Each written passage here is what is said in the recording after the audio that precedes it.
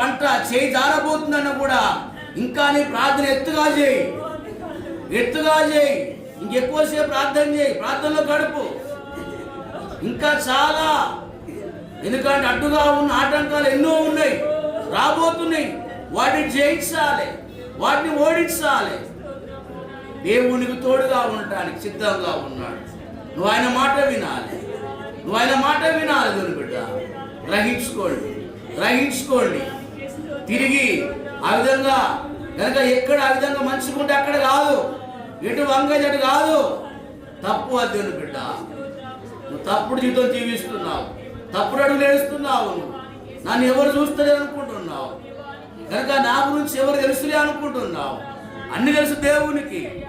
వాక్యము ద్వారా అడుక్కు క్షణ క్షణానికి ఈ నడవడిలో అంతా దేవునికి అని తెలుసు. దేవుని బిడ్డ, నీ కుటుంబం ఎట్లా ఉంది, ఏ విధంగా ఉన్నది, నువ్వేం చేస్తున్నావు, నువ్వు ఎప్పుడు ఏం చేస్తున్నావు, అంతా దేవుని తెలుసు.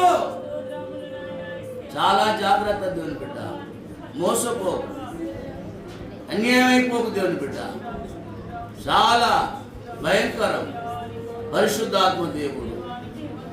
చాలా అన్ని విషయాలలో ఇతరుల మాటలు పట్టుకుంటే ఇల్లు కూలిపోతుంది, సంసారం కూలిపోతుంది, భార్య భర్తలు విడిపోతారు, కన్న పిల్లలు కూడా దూరం అయిపోతారు, ఘోరమైపోయి ఎటుగాని పచ్చలమైపోతాం, దిక్కులేని వాళ్ళమైపోతాం, అవమాన పాలైపోతాం.